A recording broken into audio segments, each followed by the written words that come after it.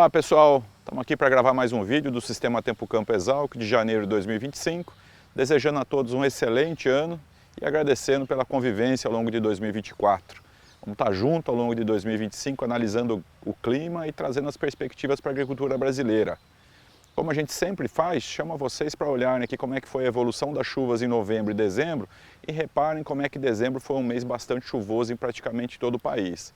Percebam por essa tonalidade escura aqui do mapa da direita como é que as chuvas chegaram e realmente foram suficientes para manter a umidade do solo bastante elevada, ok? Chama atenção apenas a região sul do país, onde essas chuvas, apesar de volumosas, elas pararam mais cedo, em torno do dia 20 de dezembro, afetando o Rio Grande do Sul e também o Paraná. Como a gente sempre faz, pessoal, vamos dar uma olhada como é que evoluiu a umidade do solo de novembro para dezembro, lembrando que esses mapas aqui, eles referem a umidade do solo no último dia de cada mês. Percebam que a umidade do solo permanece em condições muito boas ou excelentes, essa coloração azul, em grande parte do país, mas como eu disse há pouco, a gente já tem notícias do Paraná e Rio Grande do Sul de que esse corte nas chuvas, esse veranico no final de dezembro, tem afetado as lavouras de soja. Vamos olhar como é que está a previsão para a primeira quinzena de janeiro, pessoal, e percebam que a condição permanece muito boa, especialmente para o centro-oeste, para São Paulo em condições razoáveis, e no sul do país, como eu acabei de comentar, a condição realmente não é boa, com volumes menores de chuva. Importante fazer uma análise aqui, pessoal, o setor canavieiro do centro-sul do Brasil tem uma condição bem melhor, bem mais favorável do que teve no ano passado.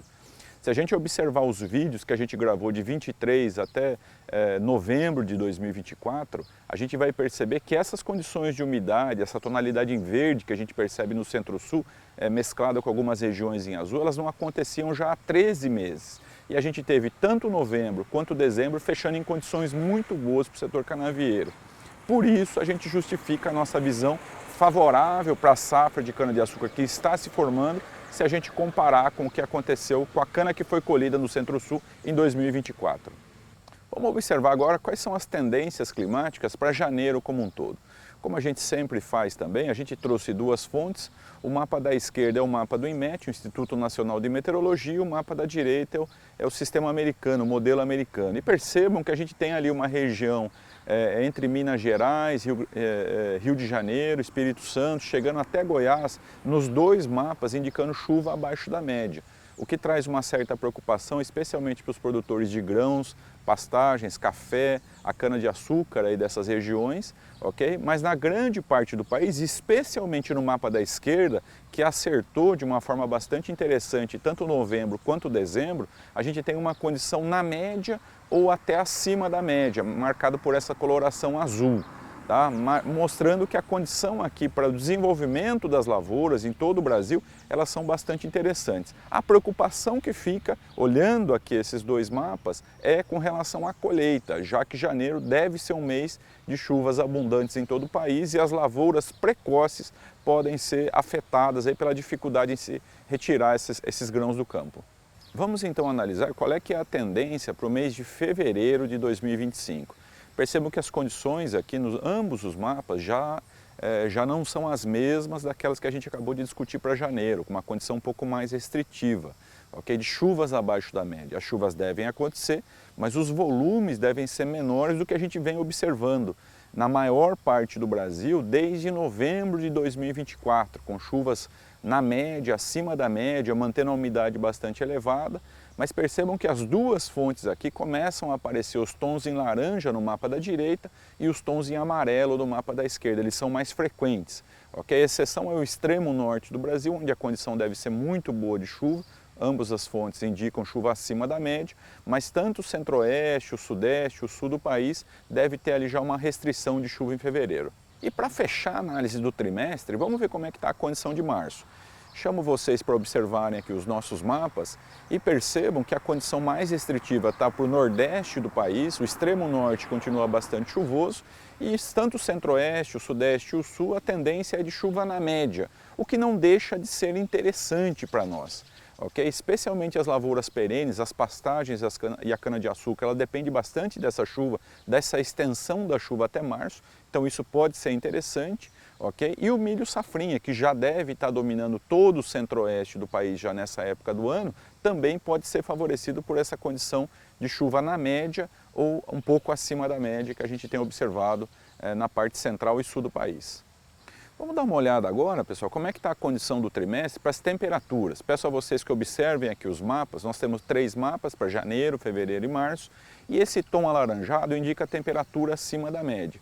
A gente tem ouvido na mídia fontes dizendo que as temperaturas não devem ficar muito altas. De fato, elas estão mais baixas do que a gente observou na mesma época do ano de 2024, mas elas continuam um pouco acima da média, que já é uma temperatura alta. Isso não é tão interessante para a agricultura, mesmo a cana-de-açúcar e as pastagens, que toleram temperatura alta, elas agradecem às vezes quando a temperatura está abaixo da média.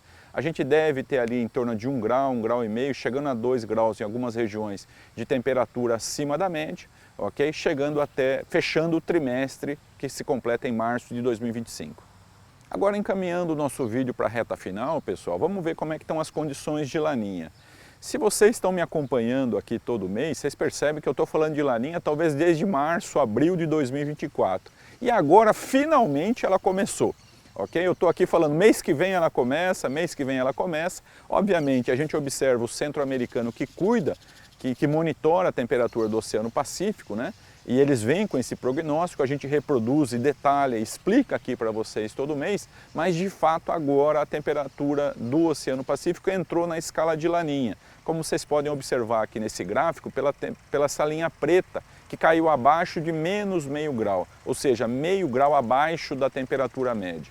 Mas perceba por essa linha pontilhada preta que vocês veem aqui nesse gráfico, pessoal, que ela já vai se recuperar voltando à neutralidade rapidamente. Então deve ser uma laninha muito fraca, ok? Muito rápida, que não deve ter a marcação clássica do clima, como a gente sempre observa e a gente discute aqui. E o que a gente faz? Por que a gente observa a laninha, né, pessoal? Porque a gente consegue, às vezes, estender um pouco o nosso prognóstico.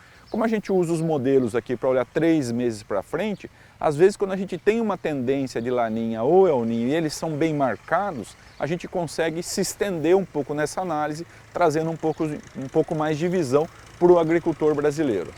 E para fechar o nosso vídeo, vamos ver como é que estão as probabilidades da laninha de acontecer. Observem aqui esse gráfico de barras e percebam por essa barra azul que a laninha tem uma probabilidade de 70% de começar a partir desse mês, né? Como eu acabei de dizer, ela já começou tecnicamente, mas ainda é muito fraquinha, ok? E ela deve durar aí talvez 2 ou 3 meses apenas e com um valor realmente uma temperatura um pouco abaixo de menos meio grau, ou seja, uma laninha muito fraca. Então a gente não espera as consequências clássicas da laninha por essa transição aqui do verão para o outono, ok? E percebam também, pessoal, quando a gente olha esse prognóstico mais longo, que começam a aparecer algumas barras vermelhas, ok? No final de 2025, e a barra cinza, que é a barra da neutralidade, é que deve dominar o ano de 2025. Com isso eu me despeço de vocês, agradeço bastante pela atenção. Nós aqui na Exalc temos uma satisfação muito grande de poder conversar com você, produtor. Se tiver alguma dúvida, por favor, entre em contato. A gente vai ter o maior prazer em poder atender a sua questão. Um abraço e até o próximo mês.